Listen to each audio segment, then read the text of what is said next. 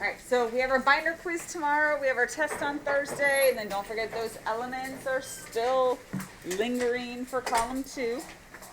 And today we're wrapping up. So let's start by checking out the average atomic mass worksheet.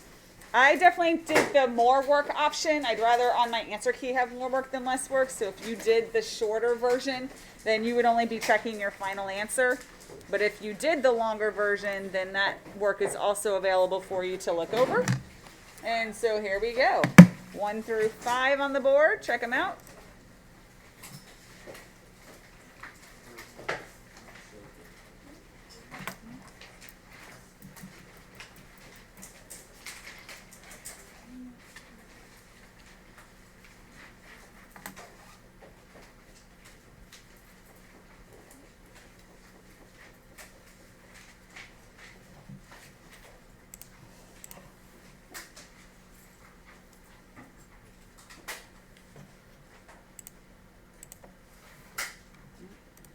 And then let me scroll to get number 6 up on the board also. So they've all been up.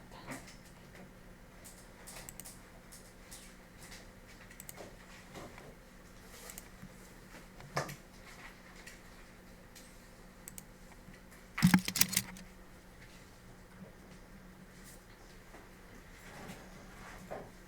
right.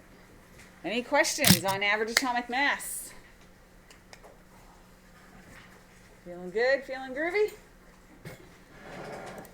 Excellent. Then let's take a look at our binder. We have our binder quiz tomorrow. It's our second one of the year, so just want to remind us, in your binder quiz, we are only going to focus on Unit 2 and the resources. So Unit 2 started with your divider, which technically is number 18, but the first paper in Unit 2 is number 19, and you should now have number 19 up through 31.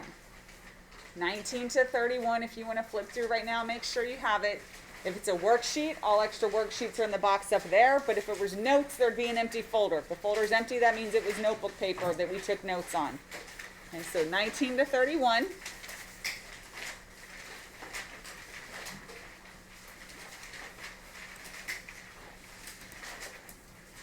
And then there will also be 2 questions from the resources. So the resources, R1, the title page, to R7. R1 to R7 are the resources. And so that will be your, what will be fair game for your binder quiz. Remember, it's multiple choice on the board. Part of it is having numbers on worksheets. If you don't know which number is which, that makes things difficult. So like that's number 24. Taking notes in class, correcting worksheets after we checked them. That's how you generally do well on a binder quiz. All right, so there are 2 papers that I've passed out today. Number 30 is the atomic structure mixed review. This is actually not going to be on your binder quiz because this is entirely extra credit today. However, there is one catch. You have to do it in class right now. You have to show it to me in class right now before you leave. You should be able to finish it in 15 to 30 minutes. It's not an extra long worksheet. So this is in class. Once you are finished, you're going to bring it up to me. I'm going to mark you off on my roster, and I will give you some extra credit.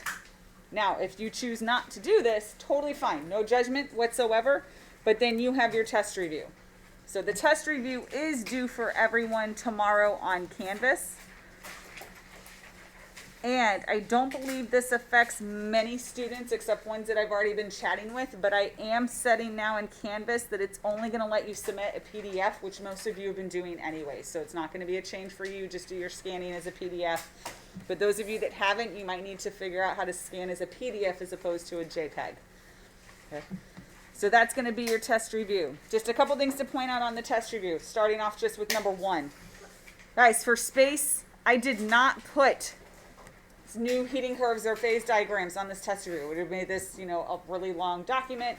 So I just have a little note on here reminding you that you should go back and look at those in your binder and review them because there absolutely is a heating curve on your test. There is a phase diagram on your test.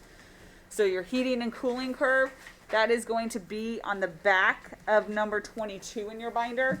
And your phase diagram is number 23 in your binder. So please take some time before your test on Thursday to look back over those. Make sure you feel good with your heating curve and cooling curve.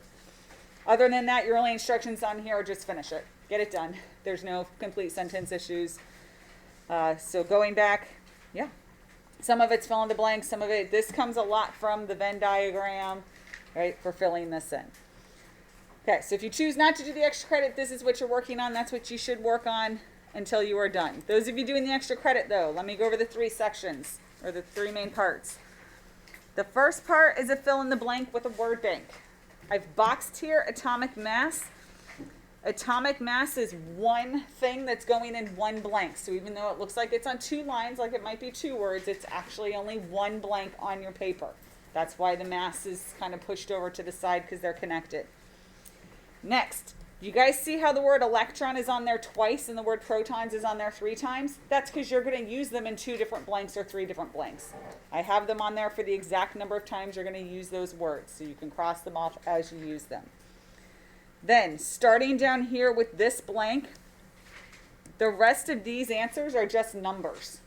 So there are no numbers in the word bank. You need to use a periodic table and figure out what the numbers are. Okay. So that's section 1, fill in the blank, and you will put some numbers there at the end. All right, the section B, this is a modified true-false. It's not just true-false. Your choices are always true, sometimes true, or never true. Always true, sometimes true, or never true. So that's what you should be using, AT, ST, NT in this section. Then we get some tables to fill in. The top one is very similar to what we did for homework, but this one, guys, you need to go back and review these notations and what information is given to you. That's at the end of 26, because you've been given a lot of information already, but you may also need a periodic table to do some of that as well. And this one, because you might want here for elements and symbols, you might need a periodic table. And then a calculation at the end, that's it.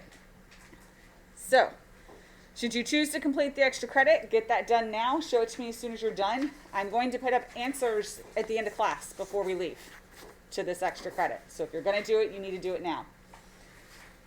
And then, should you finish the extra credit, because like I said, some of you will finish it in 15 or 20 minutes, then you can move on to your test review, which is due tomorrow on Canvas for grade.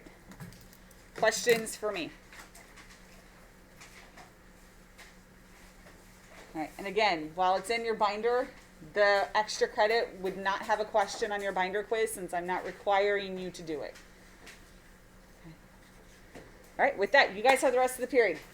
I'm working. If you have questions, I'm going to be up here doing stuff because I like to get things done, but please, I am not in a position that you cannot come up and ask me questions at any time. Does the number 4 on the true-false mean exactly the same? Number 4 on the true-false, does it mean exactly the same? Yes. I don't think that's relevant to your choice, though, of whether or not it's always true, sometimes true, or never true. So just putting that out there. All right, so with that, you got the period. Use your time, please.